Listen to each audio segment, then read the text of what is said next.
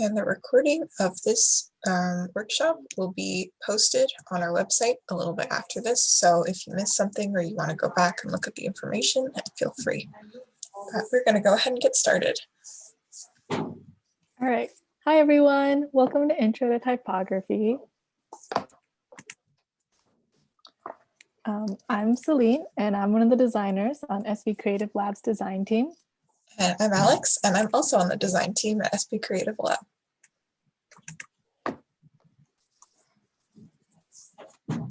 So we're SB Creative Lab, and we hope to empower and build an exclusive design community at UCSB.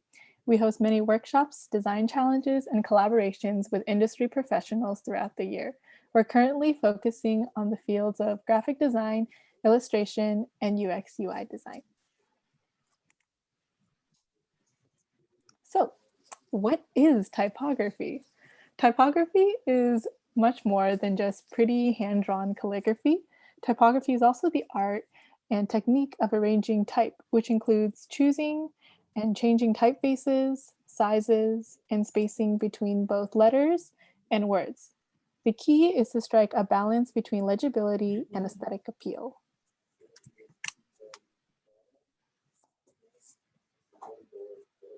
So now on to applications. So here are a few editorial examples that we've chosen. Typography is used in like a wide range of medias, including novels, magazines, newspapers, and ads. And you can see from like examples I've chosen that the creators decided to mix different fonts, different typefaces, sizes, as well as alignment and orientation. Okay, so here's some other examples of typography in different medias. The one on the left is a Nike mock-up website, and the one in the middle is a mobile interface. And on the right, we get to see all these like well-known logos in the fonts that they're written in. And also some logos like the LinkedIn one or the Netflix ones, they're called logo types, which refers to a logo that is like just in a special font. They're not like Disney, which has like the whole castle and everything.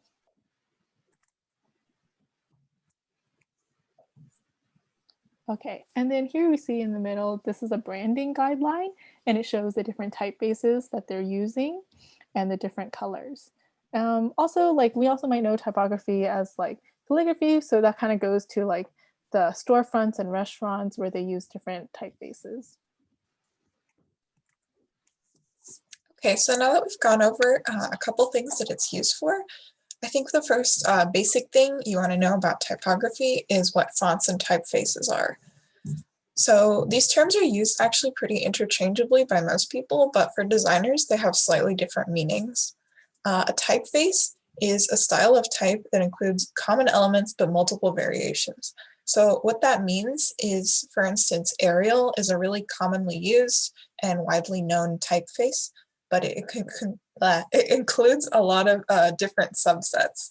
And these subsets are called fonts, which are specific variations on typefaces. So for example, Arial Black is like a really bolded version of it. Arial Narrow is condensed, and Arial Rounded has rounded edges. Is there a question in the chat? I can't see it. No, that was just me telling people to drop questions in the chat if they have any. Oh, okay. Yeah, please go ahead and even if it's not a question, you just got a comment, we would love to hear it.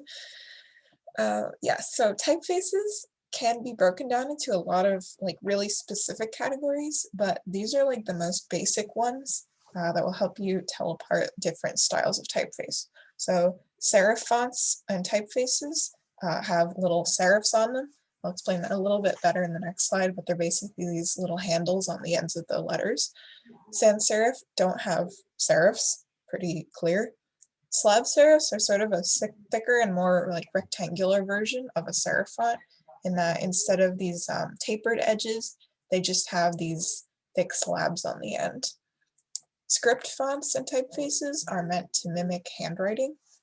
Monospace typefaces are typefaces in which all of the letters are equally spaced. So even if you have a really skinny letter like an L, it'll take up the same amount of space as an O. And these are commonly used for things like coding because you need all of the letters to line up evenly. And decorative is a pretty broad umbrella category for any type of like fancy, maybe less practical font that you would want to use for headings and titles instead of for a large chunk of text. And to understand fonts a little bit better, it's good to know a little bit about letter anatomy. And obviously there's like lots of different really specific terms that people use when they're creating a font, but you don't need to memorize all of them. You just sort of need to know the basics so that you can talk about like the difference between different types of font. I think heights are probably the most important. The baseline is the name of sort of this invisible line that goes underneath all the letters. And some letters like the C or the bottom of this T here will dip a little bit below the baseline, but everything with a flat base is going to sit pretty much directly on that line. The X height is the height of lowercase letters, and the cap height is the height of the capital letters. So you can see obviously the C is a lot higher than the R. And one important thing that people talk about when they're talking about different fonts is the difference between the X height and the cap height. So some fonts have really similar cap and X heights, whereas some of them will have really huge capital letters. Like if you had a big A over here and then a really small C next to it, that would be a pretty big difference between the cap and the X height. A few basic terms for sort of the body of the text are the crossbar, which is any line that goes across the middle. So this T also has a crossbar. A bowl, which is a small round area on the bottom of the letter. So a lowercase b or d would also have a bowl. And the stem is sort of this basic vertical line. Serifs are the small handles on the ends of letters. These are only present in serif and slab serif fonts, obviously, so they're not going to be in everything. And then ascenders and descenders are things that cross the X height and baseline lines. So the ascender on the T goes above the X height, and the descender on the Y goes below the baseline. Again, you don't need to memorize all this stuff, but if any of it is confusing or you want me to elaborate on something, please let me know and I will slow down a little bit. And some other basics of typography are spacing. And spacing is really important, and it can make the difference between your font being really clear and totally illegible, even if you're using a font that could work otherwise. If your spacing is messed up, it's going to look terrible. So line spacing and leading is probably the simplest. It's just the space between every line of text. If you're writing, an essay in MLA format or whatever, it's going to be double spaced instead of single spaced. But we can also describe it more specifically in measuring how much space is between each line. Tracking is the space between the letters in a word, and it's applied evenly to every letter. So this is a word with normal tracking, and this is a word where I increase the tracking a lot, so everything's really spaced out. And then kerning is the one that is probably a little bit more difficult to understand, in which it's the space between individual letters. So it's really similar to tracking, but it's really important for certain combinations of letters because not everything can be spaced out evenly or the word will look weird. Usually this is done automatically in most programs, but if you have like big text for a headline or you're using like some kind of weird font, you might need to manually adjust it. Over here we have the word watch, and this is without adjusting the kerning at all. All of these letters are evenly spaced. But as you can see, the A looks like it's way further apart from the W and the T just because it's so large on the bottom and so small on the top. So if we adjust the kerning, we actually have the top of this W overhanging the bottom of the A. And this makes it look like everything is evenly spaced, even though we've actually decreased the distance between the W, A, and T so that they're overlapping. So now that we've gone through the basics, we're going to do a little bit of a demo. And for this demo, we're making basically a fake music festival poster. And the reason we chose this is because hierarchy is super important in lineup posters. So over here we have Coachella, and you can see how certain artists are way bigger than others. So we've got Rage Against the Machine, Travis Scott, Frank Ocean, those automatically jump out to you. And then there's a lot smaller artists underneath because they're less well-known or less popular. Was there a question in the chat? No, someone's just commenting that they miss music festivals. I do too. Oh my god, me too. I want to go to a concert like so badly, ugh, but I can't. Okay, those virtual concerts that everybody's doing, like what's the point? Anyway, yes, this poster, it's not as famous of a music festival, but they've got a lot of clear hierarchy as well, even with way fewer artists. And they've also got a lot of other information included on the poster. So they have these tiers and then all of these sponsor logos and everything. So they've included a lot in this poster, but everything still looks like organized and it's clear to tell what information is important. Here are a few other examples. This one is just really cool because this one on the right, I mean, it pairs the visuals and the typography really well. If this was at a larger size, you would probably be able to read these. It's not the most legible, but we still got a lot of hierarchy with these important artists being larger at the top.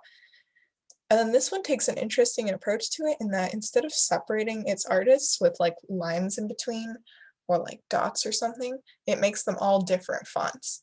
And despite having so many fonts in it, everything still looks pretty cohesive because of the color scheme and the way that they've organized it. So with these couple examples, I'm going to open up Illustrator to a graphic that I made earlier. Let me know if you guys can see this. Is everything showing up all right? Yep, everything looks good. Okay, cool. So I made this graphic with some aliens and cows on it because we decided we wanted a space-themed music festival. And I started designing this with the text in mind. So we want to put our title over here and our artists in here.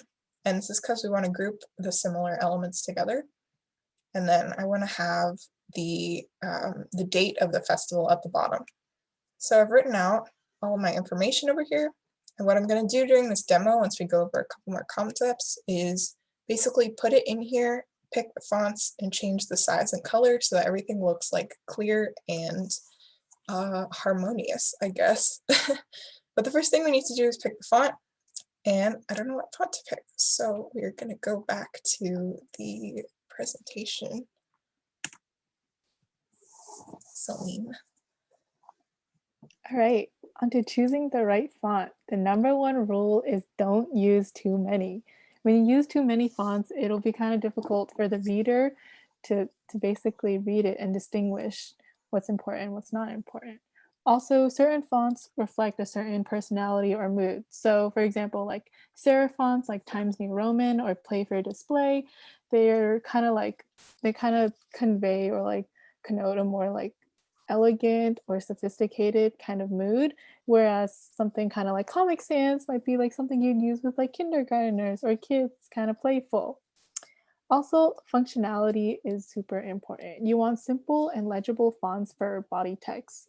So essentially, you don't want to use super decorative fonts for your body text because body text is usually smaller, and we'll get into that a little bit later. We tend to use decorative fonts for headings. It captures the reader's attention usually. Lastly, some fonts already have pretty strong associations with them, so it's kind of hard to take fonts like Comic Sans, Papyrus, or Juice ITC seriously. Yeah, I think we all kind of make fun of like Comic Sans. Also, some fonts are already associated with like companies or corporations. For example, I would say the Disney font is one that's pretty well known. Even if you write like something else that's not the word Disney in the Disney font, usually your consumer or your reader will think of Disney. Yeah, so with that in mind, looking at the theme of our festival, which is sort of the space theme, I picked out a couple maybe cheesy, I don't know, cartoony sci-fi kind of fonts over here. And actually, well, that's supposed to say semi-bold, but it got cut off. So it's just Vox Semid now, I guess. um, if you guys actually want to like write your pick in the chat to make this interactive on which font you want me to use, let me know. And then I've got a few different choices on the bottom here for the body font. Yeah, everyone just choose a font for the title like from the one on the right, just type it in the chat.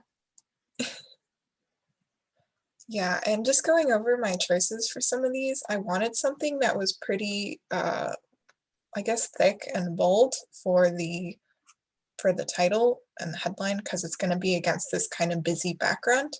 And then for this, for all these artists, I picked these condensed kind of fonts because I want to fit a lot of text into a small space, but I still want it to be legible. So I figured that a condensed font would be the best way to go with this. Obviously, these are pretty similar, but like, you know, if you have a preference, let me know. It seems like everyone's choosing bubble for the heading. Do you Okay, guys have a preference? Oh, acumen. Yes, acumen. All right, acumen is cute. awesome. So let's go with bubble for this one. And then acumen.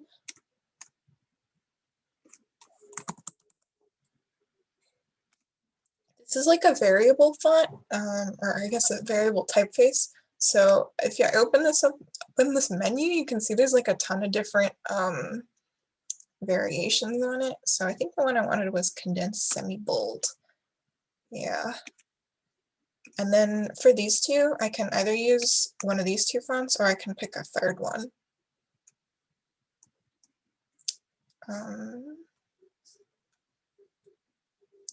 Wow, 27 notifications in the chat.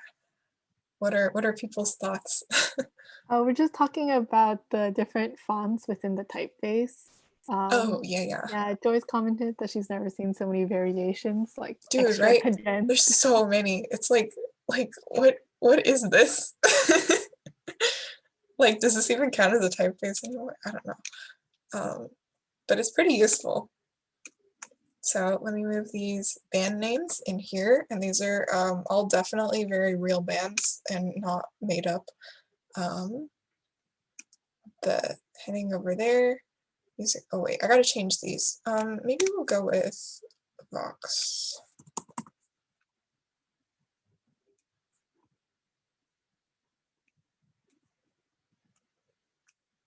Music Festival, November 24th. So, okay, looking better. We've got everything on the screen, but obviously our layout and colors and everything and the size are really weird. So I'm gonna go back to the presentation and we'll go over some more of that.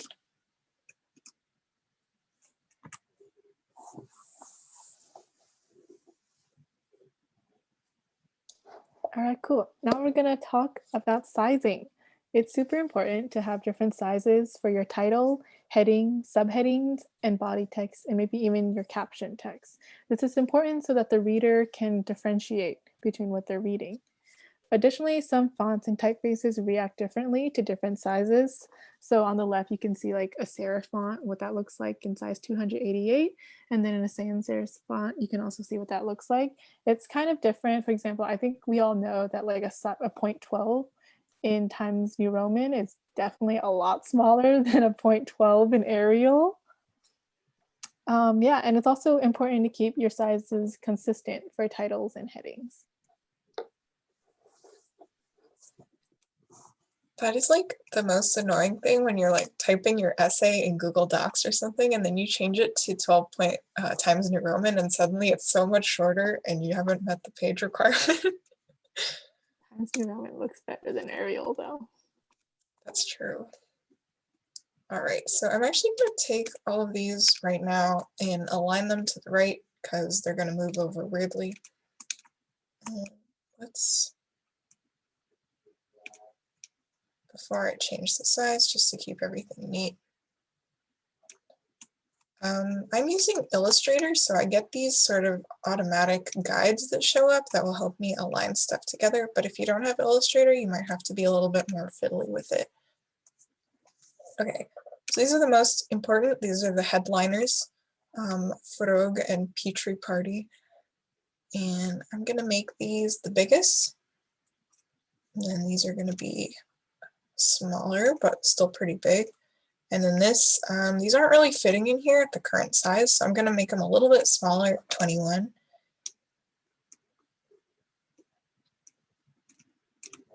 And I think that's looking pretty good. This bubble is a really small font, so I actually have to make this like pretty big for it to show up. If I were to use, for instance, let's switch it to Ozonics, obviously that's a lot bigger, just like its basic font size. And I don't want to use too many different sizes of font, so let's see, this is 21, this is 24, and this is also 24. So maybe we'll change this to a different size. Let's try 36 to match this middle one.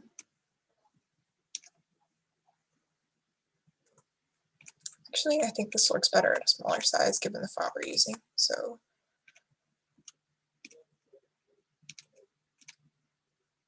yeah, typography is just about trying different things and then going, that looks kind of weird, and changing it back like a bunch of times.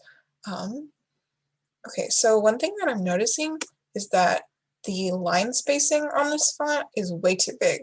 So I'm going to manually decrease it, or it says set deleting, another word for line spacing. I'm just going to hold down this and move the out up so that it's a lot closer to the first word, and then move this up to match. And I think I could change with the placement of these a little bit.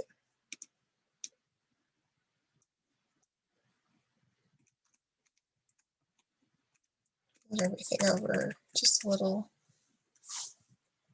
I think that's pretty good. So now what we need to do is mess with the colors and the layout.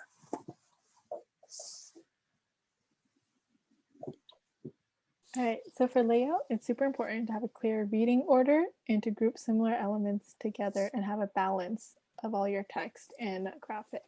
So in the example below, we can kind of see on the left that this person just has a bunch of text. It's not bad, but it's not the most visually appealing, and we don't know where to look at first.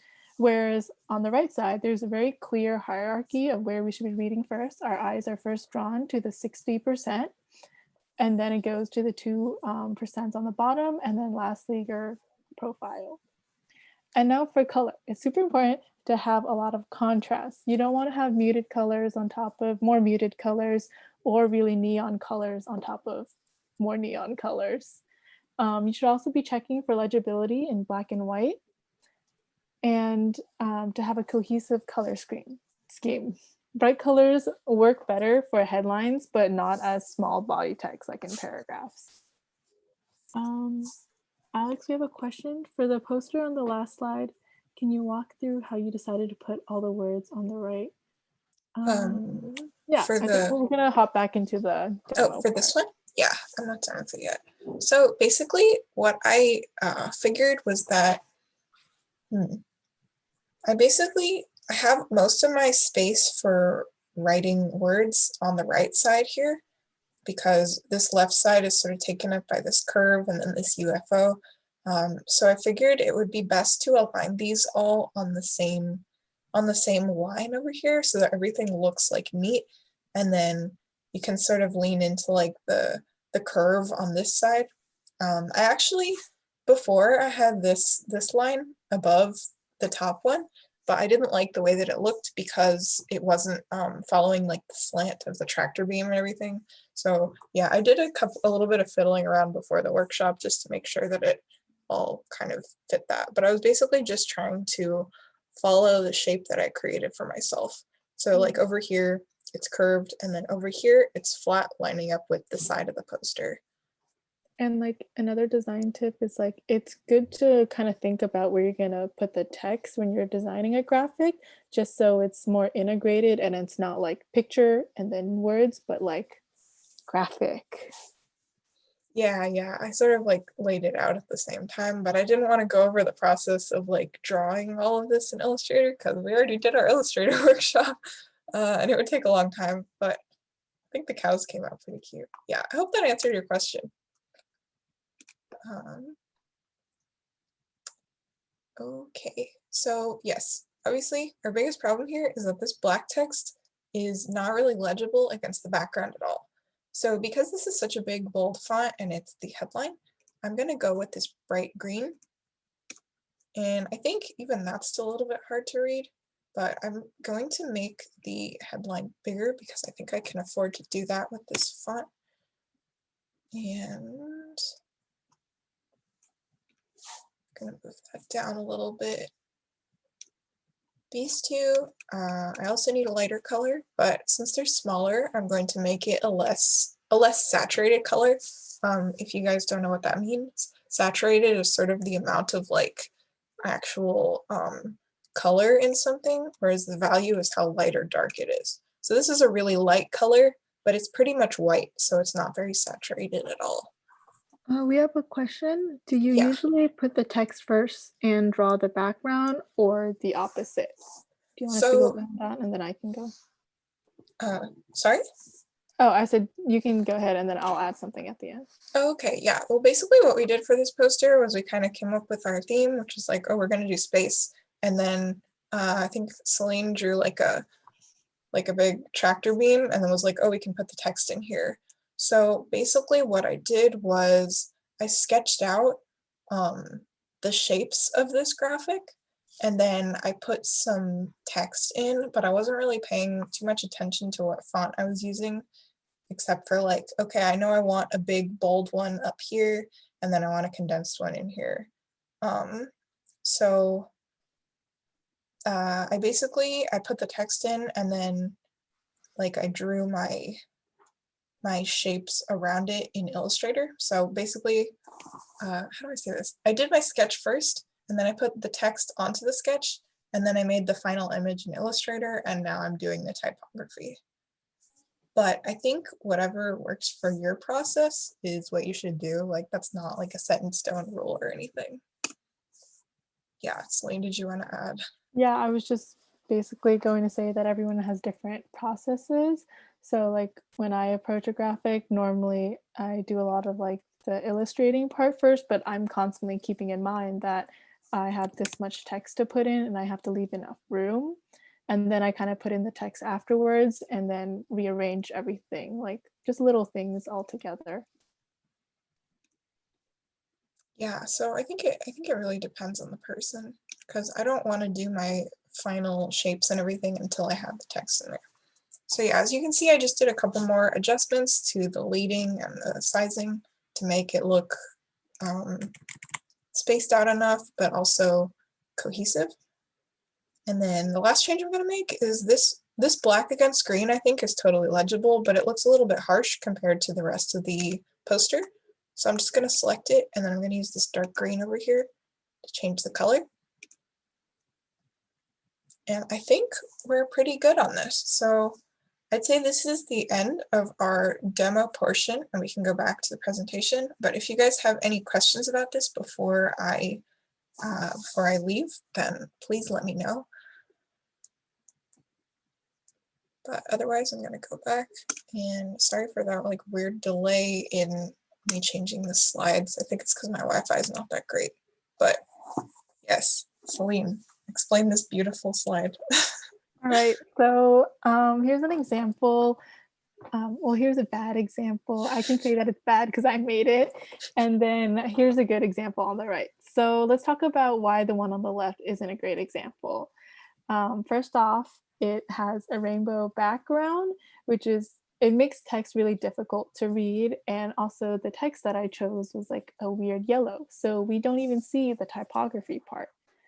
Um, it just says, it's supposed to say typography is my passion, but as you can see, the alignment on both sides really off. It's also not equal. So on the left side of like typography is my passion, from the edge of the graphic to the words, it's less than the spacing between the end of the words on the right side and the edge.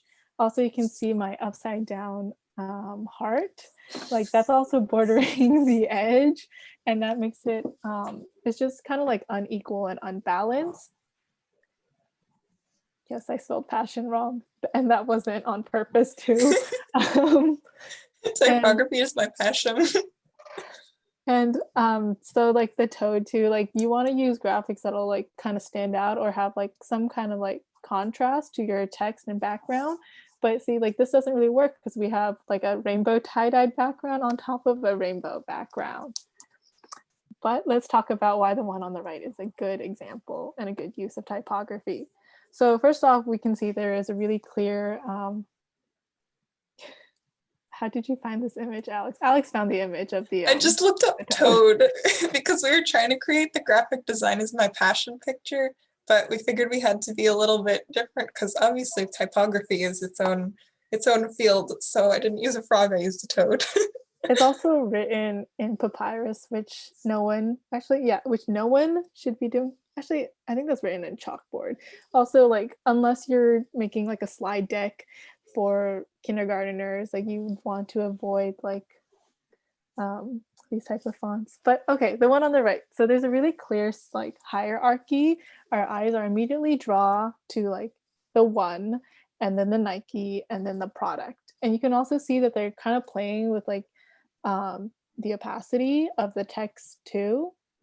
So we can see like what comes first, and then like our eyes, like there's a clear path of where our eyes are going, whereas the one on the left, our eyes are kind of like everywhere. And then also you can see, if you look closely, there's like lines. You can see that everything is lined up and the spacing is equal. Also, the body text is smaller than the subheadings and the headings and the title. Oh yeah, just one more addition to this. I think a great thing about it is its use of red accents. So we've got this white product with the really minimal red, and then there's these really minimal uses of red throughout the page to sort of direct your eye to each one. So that's a great use of color. Probably a little bit better than this, but I don't know if we can ever top this graphic. So So now that we've been through our demo and our really great example back here, here's some other resources for you guys to learn about typography. So this page that I've linked here is called Thinking with Type. It's an explanation of typography terms that I used as a reference when I was creating, like, for example, the font anatomy slide. The way it's written is a little bit weird, but I think it's pretty helpful for getting the basics down. TypeWolf is sort of like a news source. I don't know if I'd call it a news site, but they publish a lot of like articles about trends in typography, but they also have really useful resources for font pairings, which are pairs of fonts for headlines and body text, which generally look good together. And they have other articles about font alternatives. So if you want to say, I want to use a font that's similar to Helvetica, but that's not Helvetica because that's way too overused or something, then they've got you covered. Fonts in Use is a compilation of images and examples of fonts being used in real context. So let's say maybe this is, maybe you've got a font, but you're not sure how to use it because it's a little bit weirdly shaped or something, or you just want to get inspiration. This is a really cool website to look at. And What the Font is a site where you can upload any picture and identify the font in it, which is super useful. And then these three down here are places where you can get some pretty good fonts for free. Google Fonts is really good because they're web safe, which means that most browsers will be able to display these fonts without having any technical issues as you might have with less common ones. And they're also all totally free. Adobe fonts are free if you have a Creative Cloud subscription. Obviously, don't go out and buy one just for the fonts, but I figure if you already have one for Illustrator or Photoshop, it's a really good resource. And then these two sites are questionable quality, I think, but they have some really good ones and they're totally free.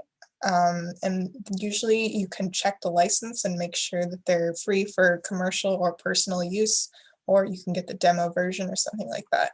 So I'd suggest checking them out, just like use them with caution. If you want to go for like the Halloween themed fonts or whatever, go for it, but maybe not for everything. So if you guys want, we would love to see any typography that you create. So we did a music festival poster, and if you'd like to try your own, that would be super awesome. But we'd also like to see anything you make because we know that a music festival poster is kind of a big project. So if you want to do something smaller, like just a little bit of typography for, I don't know, partial web page or something, we would love to see it. And you can do this in any program with text editing tools. So I used Illustrator. You can use InDesign if you like suffering. Figma is an online tool which we use for the slide deck, and it's pretty useful. And then Canva is good for beginners, and even things like Google Slides or PowerPoint have a lot of pretty powerful text editing tools that you might not have tried out before. So yeah, if you guys want to give it a try, we have a link for you to submit your work, and we'll feature you on our social media. And we can also post this link on our, in the Slack, I think. Mm-hmm. Yeah, maybe on the website too. I don't know. You can just let us know and we will get you the link. Alex, someone asked what's wrong with InDesign. Oh, there's nothing wrong with InDesign. I'm just very bad at using it. But I think all Adobe products have their own unique brand of suffering. So that's just my bias. InDesign makes me cry. There may be differing opinions out there, and that's fine Yeah. too. If you want to really cry, y'all should learn Blender. Yeah, Celine is a Blender genius now. No, but Alex, there's a question. Do you have any thoughts on Affinity Designer? Affinity Designer? I've never used it, so if anybody else has thoughts on it, that'd be cool. It seems like a cool program, but I don't really have any experience with it. Also, for everyone, I'll be dropping a link on our Slack for resources later, but there's going to be a giveaway for Adobe licenses run by UCSB's AS, so check that out later. But you guys should all join us on Sunday, on the 22nd at 8 p.m. We're going to be playing Among Us. It'd be really great if you guys can come and just meet the team and other designers. Yeah, and I'm like super bad at Among Us, so you'll probably be better than at least one other person there. Okay, I'm really bad at it too. All right, cool. Everyone remember to connect with us if you're not in the Slack. Here's the link. We have over 120 other creators and designers. So just feel free to like stay in touch with us. You can also follow us on our socials, Instagram, Facebook, and add us on LinkedIn. Thank you for coming. Yeah, thank you so much everybody for coming. It was great to have you. I'm going to stop the recording now, but if you have any questions or you just want to hang out and chat, then feel free to stay on.